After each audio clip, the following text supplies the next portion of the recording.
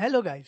तो ये video specifically CA aspirants के लिए जिन जिन को अभी सीए फाउंडेशन से अपनी जर्नी स्टार्ट करनी है। तो मैं मेरे माय सीए जर्नी वीडियो में जो जो मुझे रिक्वेस्ट आई थी उसमें आपका बहुत ही प्रेम मिला है मुझे। बट काफ़ी बच्चे हैं जो 11th 12th या 10th में है और उन्होंने काफ़ी सारी क्वेरीज पूछी थी, तो वो मैं पब्लिकली एड्रेस करना चाहता हूँ ये वीडियो के माध्यम से। Now the first of all, सबसे पहले मुझे जो क्वेश्चन पूछते हैं कि सीए फाउंडेशन डायरेक्ट करना चाहिए, मतलब आफ्टर 12th डायरेक्ट पढ़ाई चालू कर देनी चाहिए, या बैचलर डिग्री कोई भी बीकॉम या कुछ भी बीबीए या कुछ भी करने के बाद आपको स्टार्ट करना चाहिए सीए। तो मेरा एक आपको एक ओपिनियन रहेगा, मतलब एक एडवाइस रहेगी कि आप स्टार्ट करो तो 12th के बाद से ही कर लो। व्हाई डिड आई से कि 12th के बाद से ही करो?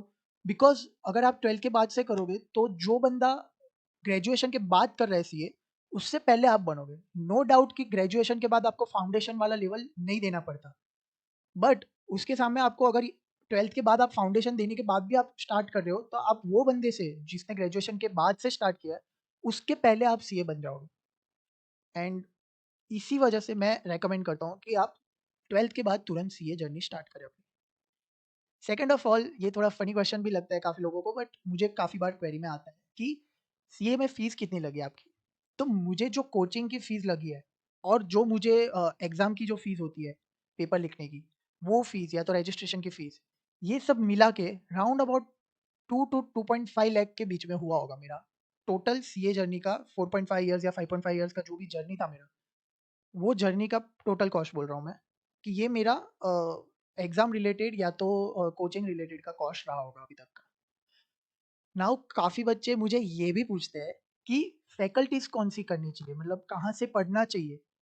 उसके लिए मैं आपको ये रिकमेंड करूँगा बच्चों कि आप वो सर से पढ़ो या तो वो लोगों को से पढ़ो जिनके साथ आप कंफर्टेबल फ़ील करो। नाउ बेसिकली मैं ऐसी एडवाइस देता हूँ कि जो भी सीए फाउंडेशन के लिए आपको चालू करना है पढ़ाई, तो आप कोई भी अच्छी कोचिंग इंस्टीट्यूट कोई भी जॉइन कर लोगे, then it's okay according to me. But CA inter और सीए फाइनल में आपको हर एक फैकल्टीज़ के कुछ ना कुछ यूट्यूब चैनल या तो यूट्यूब वीडियोज़ मिल जाएँगे, जो डेमो वीडियोज़ या तो मैराथन वीडियोज़ देख के आप एक एक्सपेक्टेशन लगा सकते हो कि ये फैकल्टीज़ से मुझे पढ़ना चाहिए। जैसे कि सीए फाउंडेशन में भी आप ये चीज़ कर सकते हो। एक इको बीसीके करके एक आपका सब्जेक्ट रहेगा। 4 सब्जेक्ट होते हैं। एक अकाउंटेंसी का सब्जेक्ट रहेगा, लॉ का रहेगा, फिर एक मैथ्स रिलेटेड सब्जेक्ट रहेगा दैट इज़ क्वांटिटेटिव एप्टीट्यूड। उसके अलावा एक इको बीसीके करके रहता है। तो इको बीसीके में मेरे खुद के जीजू, मतलब मेरे एक सर है जो मुरुगेश मदलानी करके है। उनके वीडियोज़ आप देखो, मैराथन देखो, जो फ्रीली अवेलेबल होते हैं यूट्यूब पे। वो देखो, आपको अगर वो फैकल्टीज़ अच्छे लगे, then just purchase their lectures. That's what I would advise. Now course details में मैंने आपको जैसे बोला कि सीए फाउंडेशन में 4 सब्जेक्ट रहते हैं, वैसे सीए इंटर में 8 रहेंगे और सीए फाइनल में भी 8 सब्जेक्ट रहेंगे। नाउ सीए फाउंडेशन में काफ़ी बच्चे बोलते हैं कि मैथ्स है, मैथ्स मेरा अच्छा नहीं है, तो क्या करेंगे? तो गाइस डोंट वरी, मैथमेटिक्स सिर्फ सीए फाउंडेशन में आता है, उसके बाद आपको मैथमेटिक्स नहीं आता सीए के कोर्स में। एंड ये मैं अभी के हिसाब से बोल रहा हूँ कि अभी तो बिल्कुल नहीं आ रहा, सिर्फ सीए फाउंडेशन के वक्त आपको मैथ्स आता है। और मैथ्स भी आप कोचिंग इंस्टीट्यूट या तो किसी भी लेक्चरर से लेक्चर लेके करोगे, then it won't be a trouble according to me. उसके अलावा मुझे पूछते हैं कि सिलेबस क्या-क्या है, वो जानना हो तो क्या करें? तो उसके लिए मैंने लिंक इन डिस्क्रिप्शन दे के रखा है। एक तो मैंने मुरुगेश मदलानी का लेक्चर रखा है, और उसके अलावा मैंने ना आईसीएआई का जो कोर्स होता है, जो सीए का सिलेबस है, उसके रिलेटेड बीओएस नॉलेज पोर्टल करके होता है, board of studies knowledge portal, उसका भी लिंक आपको डिस्क्रिप्शन में दे के रखा है। So do check it out. उसके अलावा मुझे काफ़ी लोग बोलते हैं कि हम लोग 11th-12th में कौन-सा सब्जेक्ट लें?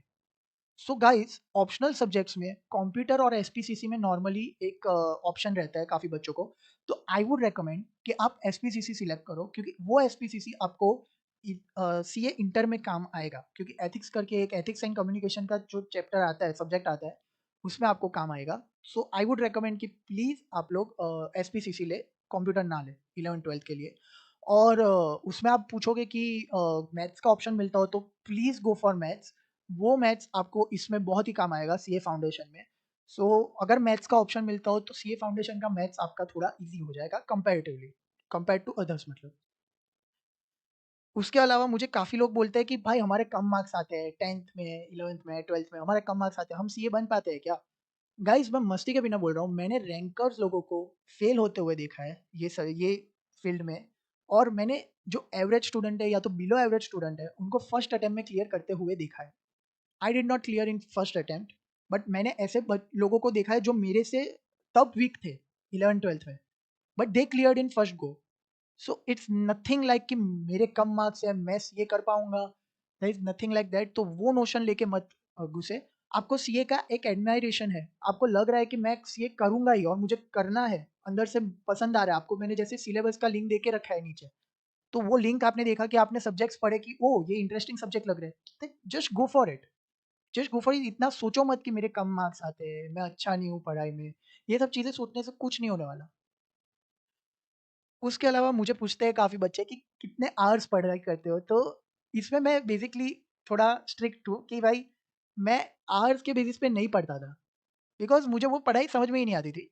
मेरा पढ़ाई का सिंपल मोटो था जब भी मैं सीए के लिए पढ़ता था कि भाई आप पढ़ रहे हो तो टारगेट रखो। मेरा डेली टारगेट्स में रखता था कि भाई आज मुझे ये चैप्टर या तो ये 3 चैप्टर खत्म करने ही है।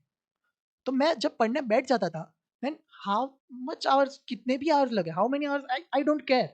मुझे सिर्फ उतने जो टॉपिक्स है वो कंप्लीट करने हैं, दैट्स माय ओनली टारगेट। फिर मुझे कभी कभी 3 घंटे भी में भी हो जाता था, कभी कभी 12 घंटे भी लगते थे, it doesn't matter to me. तो मेरा डेली टारगेट्स का एक कॉन्सेप्ट रहता था, मैं आवर्स देख के नहीं पढ़ता था। That's what I want to say. उसके अलावा मुझे काफ़ी बच्चे ये भी पूछते हैं कि सर मैं इंग्लिश मीडियम से नहीं हूँ, तो क्या होगा मेरा? और क्या ऑप्शंस रहते हैं सीए की फ़ील्ड में? तो सीए की फ़ील्ड में बेसिकली आप इंग्लिश में भी कर सकते हो, हिंदी में भी कर सकते हो, बट इट्स हाइली रिकमेंडेड कि आप इंग्लिश में करो, बिकॉज़ वो आपको आगे जाके भी थोड़ा बहुत काम आएगा।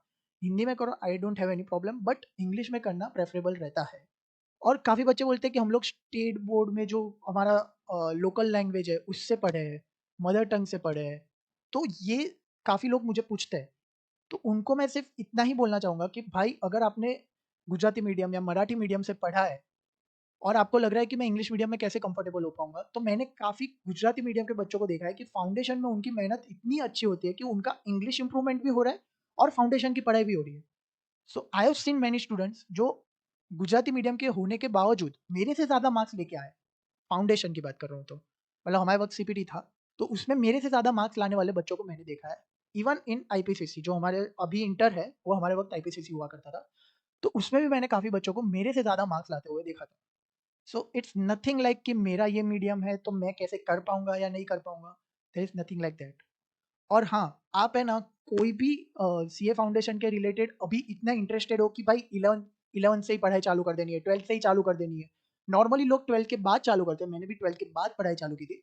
बट आपको अगर इतना जल्दी करना है, तो जैसे कि मैंने कोर्स का लिंक देके रखा है, उसके अलावा है ना जो मैंने बोला कि मैंने मुकेश मल्लानी का लेक्चर रखा है, उसके अलावा काफ़ी ऐसे फैकल्टीज़ हैं जो इंडिविजुअल लेक्चरर है और उनके मैराथन लेक्चर पड़े हुए हैं।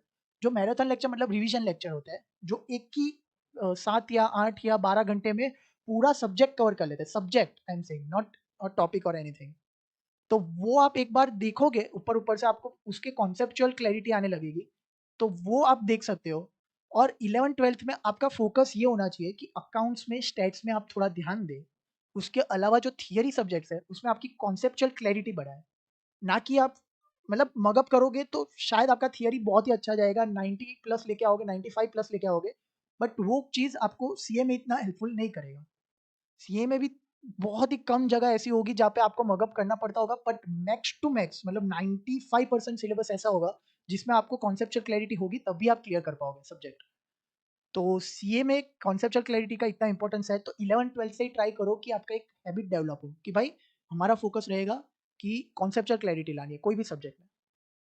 सो गाइस, इतने सारे टॉपिक्स कवर करने के बाद मैं इतना ही कहना चाहूँगा कि जस्ट गो फॉर सीए। अगर आपको एडमायरेशन है, आपको लग रहा है कि आप you can enter to this course. और एक चीज़ बहुत ही हार्श लगेगी अभी मेरे तरफ से, बट मैं as a young elder brother या जो भी आप मुझे कहना चाहो, सर या जो भी कहना चाहो, मैं उस हिसाब से आपको सिर्फ एक छोटी सी एडवाइस ये देना चाहूँगा कि जब भी आप ये कोर्स एंटर कर रहे हो ना, ये कोर्स काफ़ी लोगों को, मतलब आपने रिज़ल्ट देखा ही होगा, पास परसेंटेज देखा ही होगा, 10% लोग होते हैं, 20% मैक्स होते हैं कभी-कभी, और वो भी एक लेवल की बात कर रहा हूँ। तो अगर 100 लोग घुस रहे हैं ना ये कोर्स में, ये फ़ील्ड में, तो हार्डली उसमें से 1 या 2 लोग सीए बनते हैं। So it's a very tough field. तो अगर आप घुस रहे हो तो आपके माइंड में ये नहीं होना चाहिए कि अगर मैं फेल हो गया मैं तुरंत छोड़ दूंगा। आपके माइंड में ये होना चाहिए कि मैं शायद फेल हो सकता हूँ, but I have to try to clear it in first go. Alright, you don't have to get disheartened अगर फर्स्ट गो में नहीं हो रहा। That's what my advice would be, मतलब एज अ एल्डर ब्रदर जो भी आप कहना चाहो, ये एडवाइस प्लीज आपको काम आएगी, कहीं ना कहीं हेल्पफुल रहेगी, तो ये एडवाइस भी पकड़ के रखना। And please don't hesitate much. अगर आपका मन कर रहा है सीए करने का, just go for it. That's it from my side. Go CA Gopal Ratnadharia signing off. Thank you.